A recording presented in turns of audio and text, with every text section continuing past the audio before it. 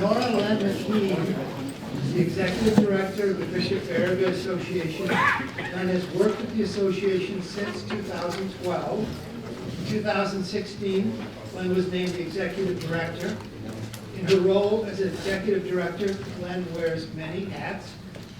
Besides being a key promoter of the cause of Bishop Baraga's sainthood, she directs the Bishop Baraga Educational Center and Museum, leads the publishing of translations of Bishop Baraga's writings and other educational materials, leads Baraga Day celebrations around the country, and much more. Len's greatest desire is to follow in the footsteps of Bishop Baraga by serving as a faith witness to others. Len will be speaking to us today about Bishop Baraga and the call to holiness. Please welcome Len McKeen.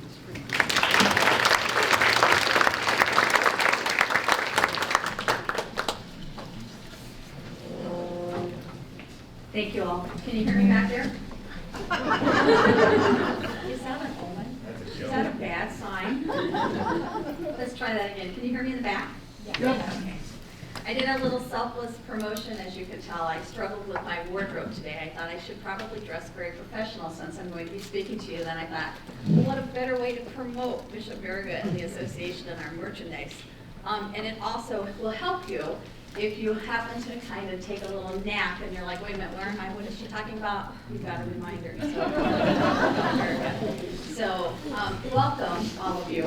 I'm delighted to have all of you here to learn more about Bishop Baraga. And I must say, Henry's a little tough act to follow, so just give me a little grace is all I ask. So a little bit of housekeeping first. We actually have a few members of the Bishop Baraga Association Advisory Board here, so I would like to have them stand up and just thank them for their service. We have Father Tim Ferguson, who is our chaplain from St. Joseph St. Patrick's. Chambers and his wife Jane. Curtis serves on our advisory board, and he is from the Diocese of Gaylord. By the way, we'll be hosting our Baraga Days in 2024, which is unusual that we're planning that far ahead, so thanks for having me. And then we have Sandy Yurkovich, who is from St. Peter Cathedral here, is also on our advisory board.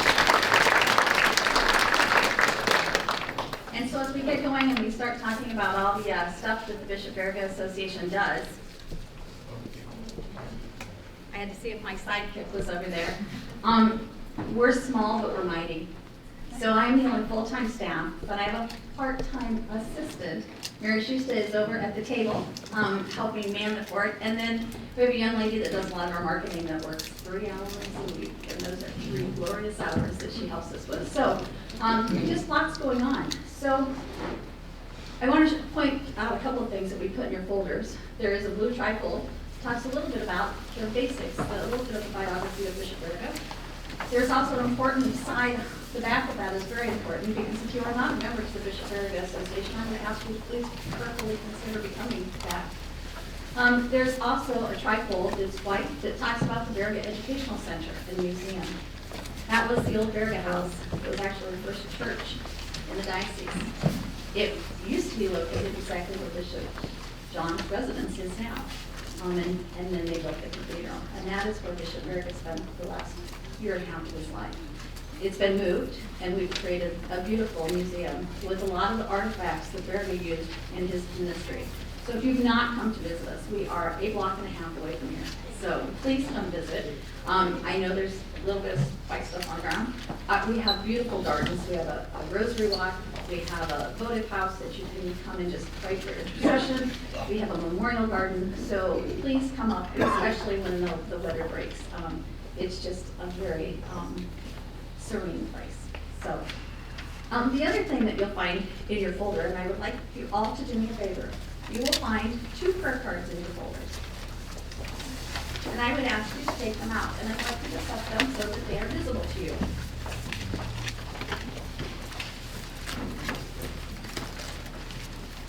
Yes, it's the same person. I have this portrait in the museum, and oftentimes when the younger kids are there and I'm showing them his portrait of Bishop Baraga in his red cassock, and then I say, but now look at this portrait. They oftentimes say, but who is that? That is 38 years ministering to Native Americans and living amongst the indigenous people. That is Bishop Baraga's commitment to bringing the faith to the Great Lakes region. And I ask you to pull those out and leave them out because we have a tendency when we talk about holy people and our saints to put them on a pedestal. But they're just like us. Started out as a young boy in Slovenia, became a priest, became a bishop. His holiness comes from the fact that he gave his entire life to God. Everything he did was for the glory of God. It's the same thing that all of us are called to. So I hope that we can continue his mission of bringing people to the faith and walking that journey with them, because that's what the Bishop Baraga Association is about. It's about helping people on that journey. It ebbs and flows, right? Sometimes that journey is strong and we're so faith-filled, and sometimes we get shaken a little bit and we question and we doubt. And I have some opportunities for you to maybe see how Bishop Baraga had some opportunities to be shaken. He could have given up. He could have gone home and had a much easier life. But that wasn't what he was called to do.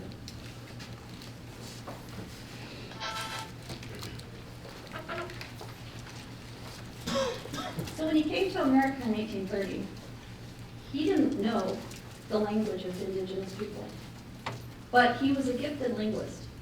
In their schooling, in order to pass their examination to go to the next level, they had to know 6 languages fluently.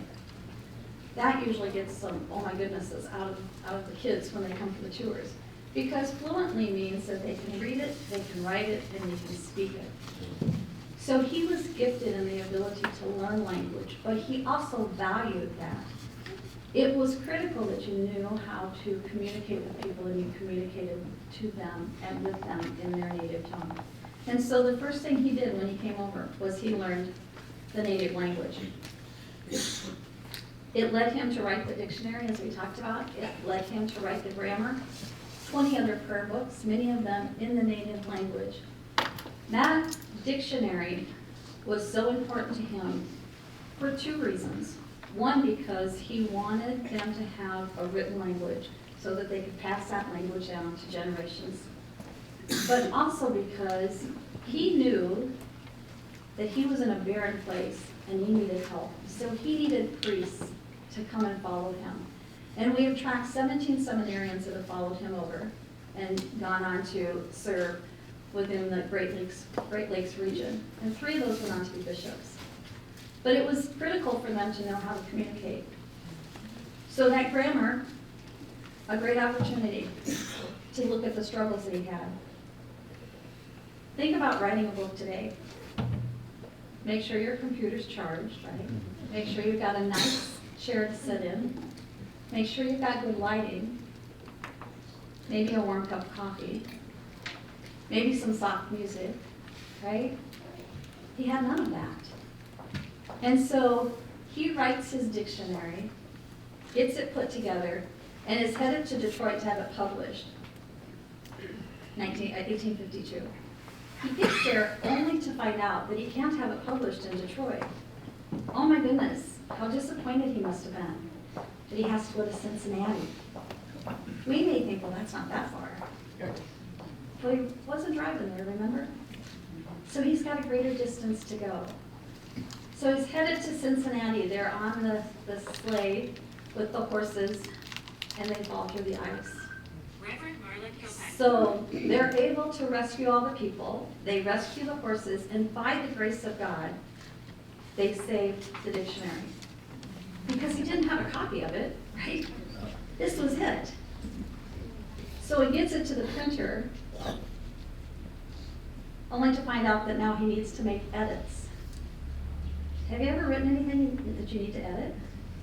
Okay, let me pull up my Word file, let me get my red ink, let me make my changes on the computer, right?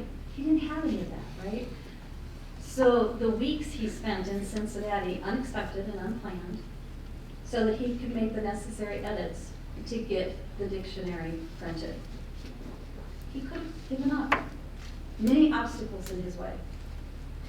But if you know anything about Bishop Baraga, he didn't give up. He persevered, and he continued to move obstacles that got in his way, all for the glory of God. So he was able to get that printed, 1853. The copies went immediately. He wanted to get it reprinted, but could not find the funds. He had to prioritize, right? What was the importance? Building churches for the indigenous people, places that they could receive the sacraments. So he wasn't able to reprint it.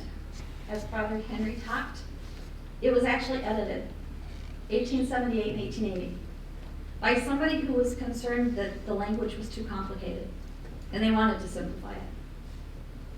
We don't get that right. Just because something that we don't know and we don't know well is complicated to us doesn't mean we get to change it to make it simple, right? So we have decided that that's truly not Bishop Baraga's writing. So we're in the process of submitting to the publisher. We have it ready to go, so I'm hoping in the next month or so we will have Bishop Baraga's actual dictionary for sale at the Bishop Baraga Association. His actual writing.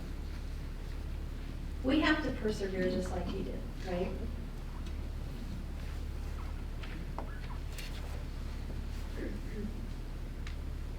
So you know him as the snowshoe priest. We talked about that. How many snowshoers are here? You do that snowshoeing thing because you like to and it's fun, or because it's your only mode of transportation? It didn't seem to make sense. I figured so. But what happens when you're out snowshoeing and maybe you've pushed it a little far, or maybe it's a little heavier snow, or you're a little tired, a little quicker? What do? You quit. Yeah. Where do you go? You go to your car, you go to your home, you go wherever it's warm, right? You go get a cup of hot cocoa. He didn't have that luxury. He had to persist to get to where he was going. And no distance was too great. There's so many accounts. They reached out to him, a young girl was dying and had not received the sacrament of baptism. He couldn't fathom that she would die without being baptized. So he walked 57 miles to baptize her. He didn't look at his GPS to see where he was going. He didn't map it out to see how far and how long. He didn't ask questions, he just went. 57 miles. So see you guys, you need to walk down to Escanaba, stop at St. Joe, St. Pat's, and tell everybody hi, and let me know how long it takes you to get there. But I'll wait here because it was never a one-way ticket for him, right? He had to come back. So he'd turn around and come back. Can you imagine? 114 miles he walked to baptize that young girl. But he would go any distance to bring the sacraments to anybody, but primarily to the indigenous people that were in the Great Lakes. I have to imagine there came a time when he walked in to ask a native guide to accompany him, that it must have been a great, don't make eye contact, don't look at him, don't pick me, don't pick me. The stories. Shortcuts were so important to him, but only in his travels. He wasn't going to shortcut when it came to teaching people the faith. But if he could go across the lake and it could shorten his trip 3 days, that was 3 more days he could spend with his children. And so he sets out, he's just going to go around the peninsula up by Apostle Island, comes and gets the native guide. He's laying in the canoe, praying his bravery in a canoe. Lake Superior, all the things that your mother says, don't do this. And a storm comes up. What do you do? The poor native guide is praying to Baraga, we've got to go back, we need to be safe, this is dangerous, we're going to die. And Baraga continues to lay in the canoe praying his bravery. Continue on, we'll be fine. God will spare us. We're doing God's work, God will spare us. 76 miles off course they're blown. But there's an inlet. So the wind dies down and they're able to land. They erect a beautiful cross of wood to say thank you. There's beautiful granite cross there now, and it is Cross River and Shores. It's about 75 miles north of Duluth. Another time, the ice is frozen. I don't need a canoe. We'll walk across the ice. Yet another one of those things your mother tells you not to do. So he and the native guide start walking, and all of a sudden they realize it doesn't feel like they're just walking, because the piece of ice has broken free, and now they're floating on ice.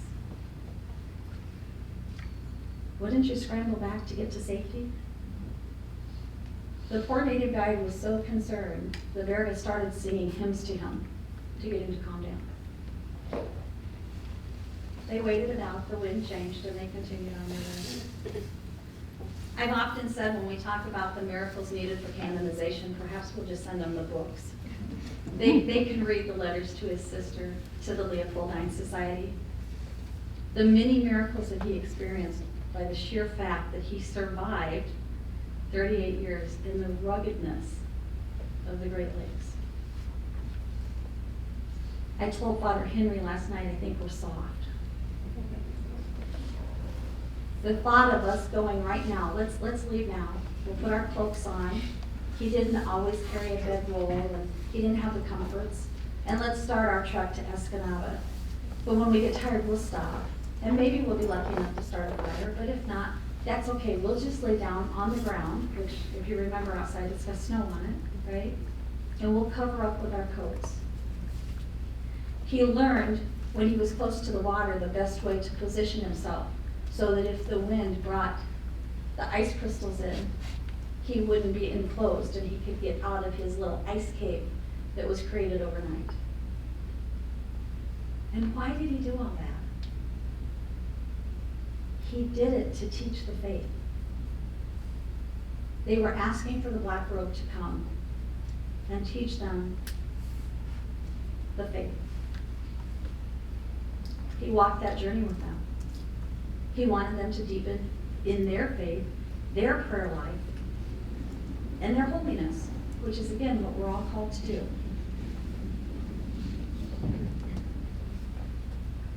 Another one of his trips, he oftentimes was contacted, and again, when we talk about that contacted, well, he wasn't called, right? He didn't get an email. Somebody got word to him that there was a widow who had 4 young children that were very sick and they needed medication. So off he goes, and he's going from Houghton to Rockland on snowshoe. Anybody gone that distance? Anybody know that route? I see one hand in the back. We'll talk about Curtis in a little bit.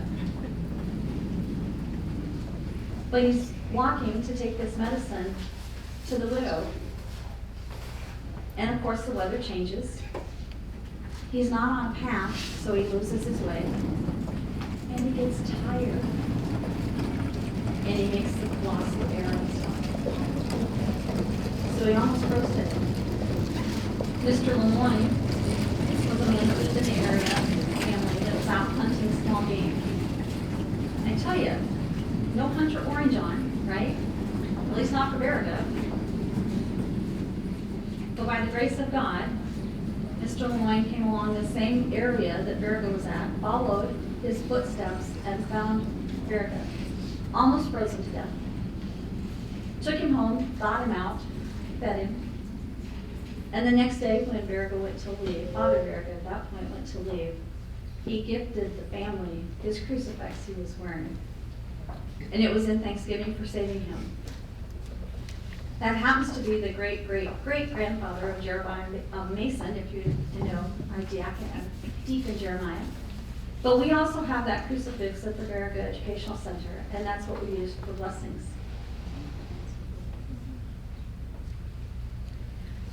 So I ask you to pull the cards out, and I want you to look at them, because I want you to realize that as we work on his canonization process, we are all called to holiness. He is like us. We tend to look at the canonization process, I think, similar to what they look at the World Series, right? So the team wins the World Series. Yay! Are they done? Of course not. They go back to spring training, right? They go back to their games. They want to go back to the World Series the next year. Well, we don't repeat the canonization process. We look at the canonization process as the finish line, as the end. It's so not. It's just the beginning. This isn't about the journey to get him canonized. This is about the journey of the making of a saint and us passing that holiness on to others.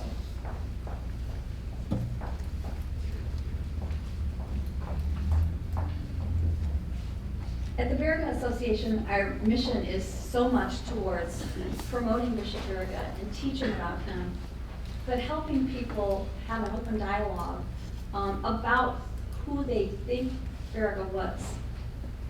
We have become very focused on his words, because it's easy for me to tell you my opinion. It's easy for us to read books of others' opinions, but when we're actually reading his words, that's when we get the true love and commitment that he had for this Upper Peninsula area. So you do have the Heavenly Roses excerpt. We are excited to tell you, when we first started this project, we thought it was going to cost us about $7,000 to have it translated.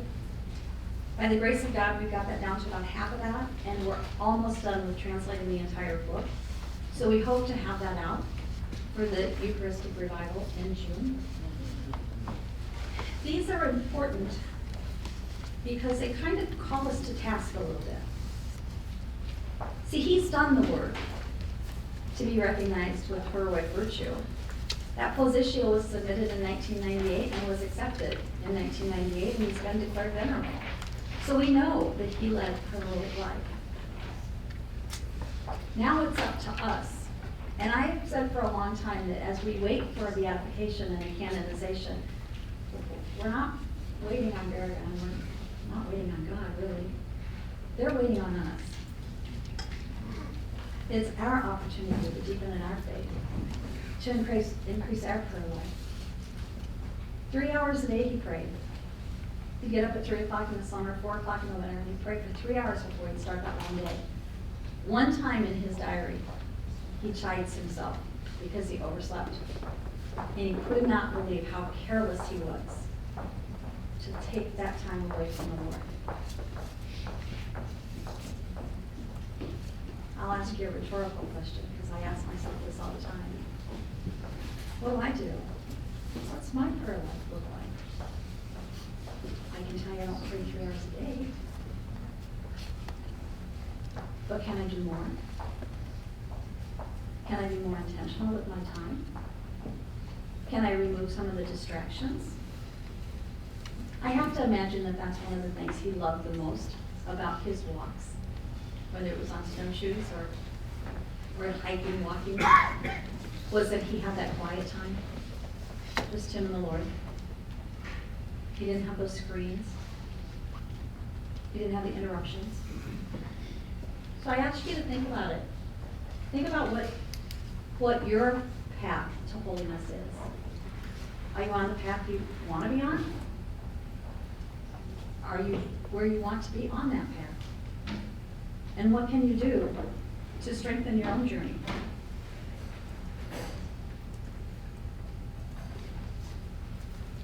So, as I mentioned, he's declared venerable. There are 4 steps to the canonization process. I have documents if people are interested, if they want to know the steps. But we have 2 more to go. So, in order to move to the next step, we need a potential cure. They are not considered miracles until they're approved. They're a potential cure, which I am happy to say we have submitted one. It is ready to go. In 2016, Pope Francis changed the norms a bit, and so in the past it would have gone directly to the Medical Commission for review, which is made up primarily of physicians, because most miracles are health related. Not all of them, and they don't have to be. But the Medical Commission's responsibility is to make sure that it meets 3 criteria. That it happened instantly, it was lasting, and there was an absence of medical intervention. In 2016, when he changed the norms, it now goes to 2 medical experts. They review the case, and if either or both of them view it positively, then it goes to the full medical commission. So, I hate to remind us all that we had that little pandemic in the middle of things that kind of complicated things, because Rome shut down for almost 2 full years. They don't exactly move at my pace, which is a little frustrating. So maybe this whole thing is really to just teach me some patience. But they're very backlogged. In the process, we got word that our Dr. Ambrosi, who was postulator that Archbishop Sample brought over to kind of get things moving with the cause, recently retired. We were hoping that he was going to keep a few cases. He was talking of keeping the Baraga case, but he has opted to fully retire. And so we needed to vet a new postulator, which I'm happy to say that we've done that. I think she might be a bit of a spitfire, so maybe Rome needs to watch out. She's very invested in the cause. Her name is Valentina. The first thing that she was tasked with doing was reviewing the case and essentially vetting it, making sure that it was up to the level that she knew that the congregation was looking for, and she has done that. So now we're waiting. We're waiting for that to go to the medical experts, and we hope both of them view it favorably, but then it'll go to the medical commission. Once the medical commission says that it's favorable, that it meets those 3 criteria, then it goes to the theological commission. And the theological commission needs to verify that the family was praying for intercession to Bishop Baraga. That will be easy because that's their go-to person. And then it goes to the cardinals, and then it lands on the Pope's desk. And at that time, we would have a beatification. And that beatification would happen in Marquette. So maybe while we're all at the Eucharistic Revival in June, we can maybe think, this might be what it would be like if we were here celebrating a beatification. Maybe we're just getting a little foretaste.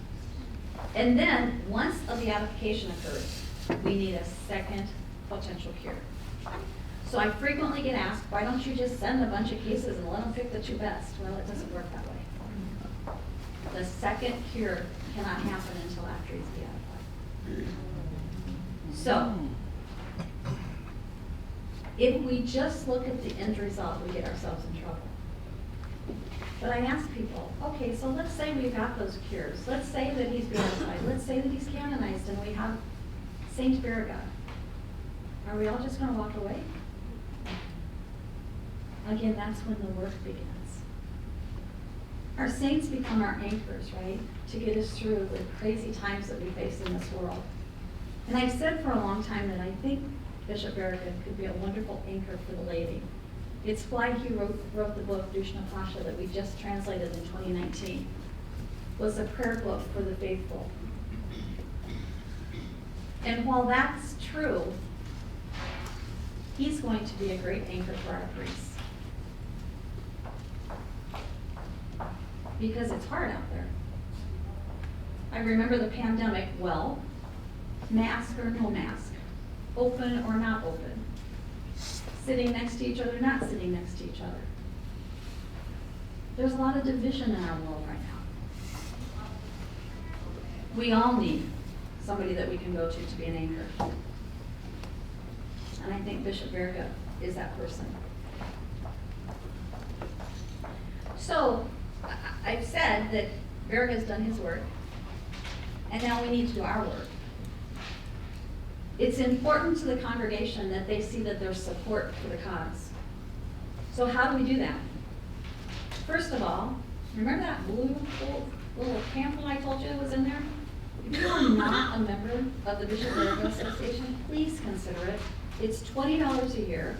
We send you a beautiful bulletin 4 times a year that tells you what's going on, that has writings that we take and letters that we include from Baraga.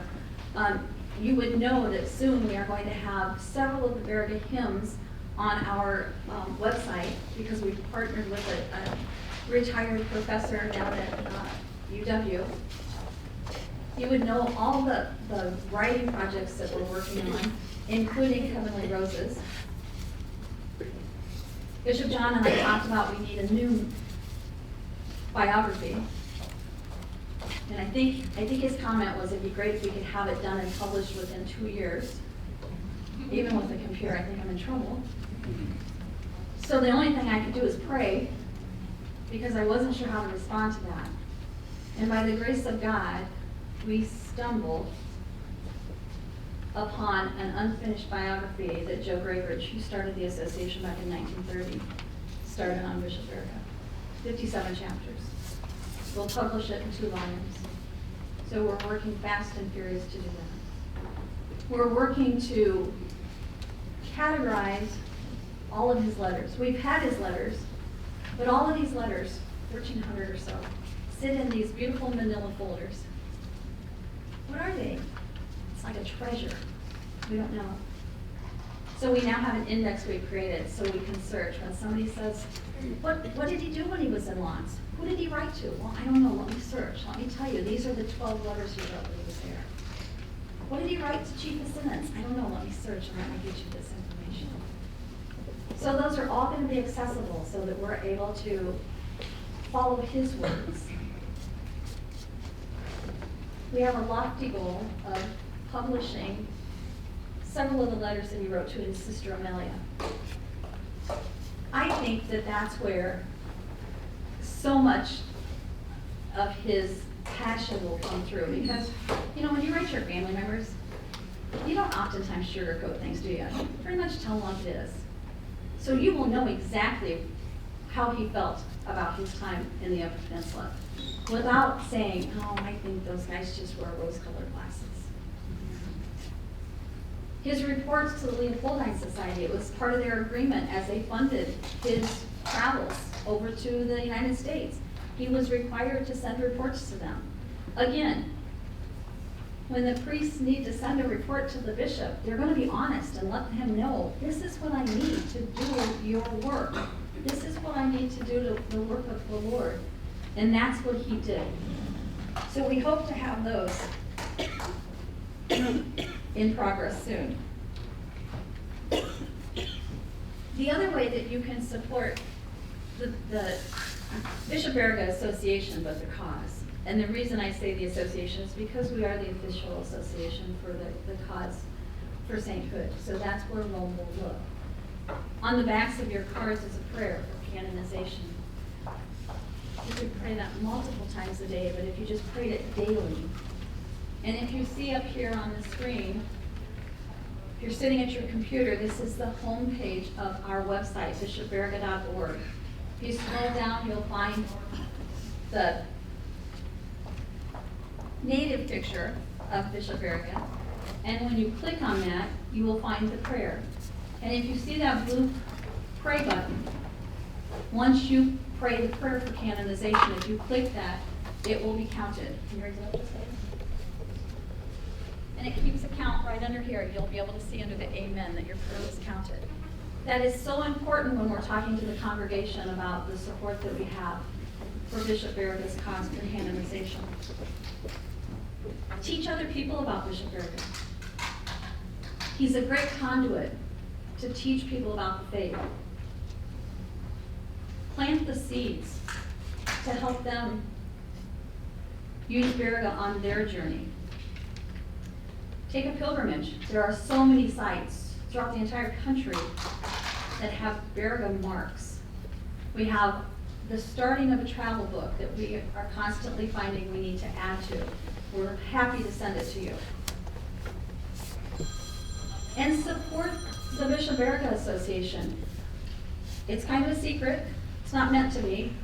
But we are not supported by the Diocese of Marquette. We are separate. We are a separate juridic person.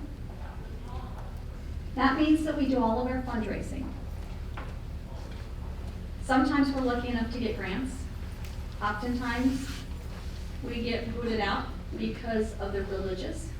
So there's a possibility that we will be incorporating, which will allow us then to apply for historical and educational grants. But it is by the grace of God and by our donors that we are able to do all of this work. As I talked about the translation of just this one book, just the translation of it, almost $4,000. The publication and the printing, those are all additional costs. the cause. We'll need at least $8,000 to go from the medical commission to the theological commission. So we know that. So we're constantly trying to look ahead and look at ways that we can generate revenue. The educational center is a great opportunity. We don't charge an admission fee, but we certainly accept donations. We've got a beautiful gift shop. Some of our merchandise is here. You're welcome to shop there. And because we're a block and a half away, if there's something that we don't have here that we have there, we can certainly get it for you at lunch.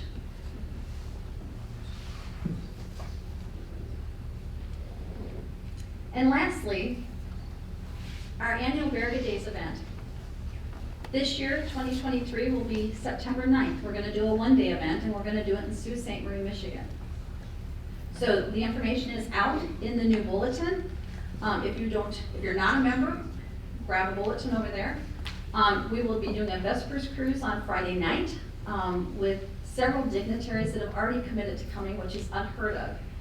We don't normally get RSVPs from the bishops from Slovenia. We've got Novo Mesto that is coming. We've got a couple bishops from downstate. This is early for them to commit to that. But it's going to be an incredible event. There's limited space. We'd love to have you all be there. And then we'll have a full day of activities in the Sioux with a beautiful mass that afternoon. That's a combined mass this time. So it will have English, Slovenian, and Ojibwa components to it. Because see, in order to know Bishop Baraga, you have to know him as the man, the priest, and the bishop. And you have to know his ministry in Slovenia, in America, and with the Ojibwa.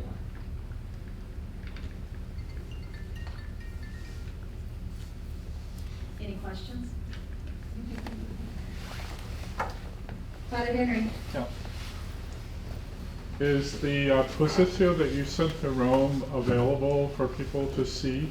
Is it written just in Latin, or is it written in English as well? It's in Italian. Oh, it's in Italian. Okay. Only in Italian. And is it a bit? Is it? We have copies in the archives. You have some there? That are in Italian. Okay. So if anybody wanted to read it, they could go read it, but it's in Italian. They Right. have to Right. translate it as they go on. Okay. They do a historical findings after it's been reviewed, and in Baraga's case, I can't speak to all of them, but in Baraga's case, there were 5 historians that gave a report back. And so we're actually in the process of having that translated, because we thought that would give the meat of it, of what they saw, and what they saw favorable. Can I ask one more question? Absolutely. I might not have caught it. How many possible miracles have been presented so far for Bishop Baraga? So that have been reviewed by the medical commission. Mm-hmm. So we submitted one, Okay. 2009. In 2015, it went to the medical commission.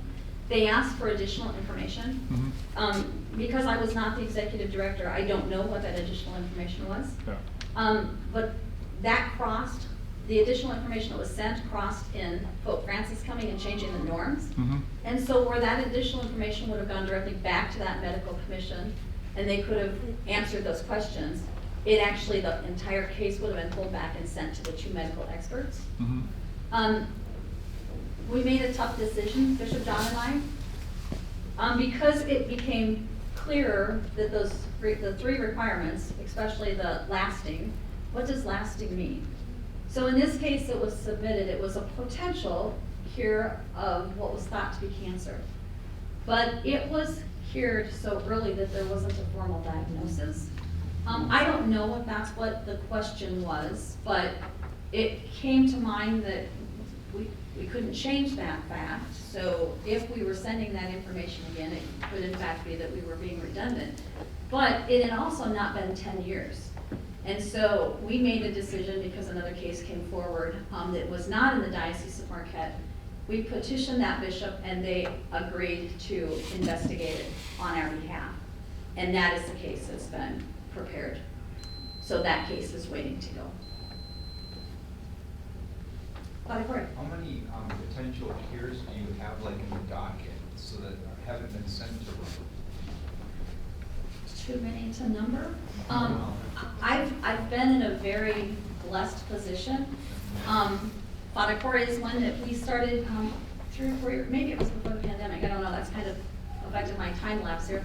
But we started doing healing masses, and we would do private veneration with the stool or the crucifix. And we've had 2 or 3 from those that I am aware of, and again, they're lasting. So what happens is when people have a blessing, they will oftentimes contact me and let me know if they feel like they've had an intercession, and I track that.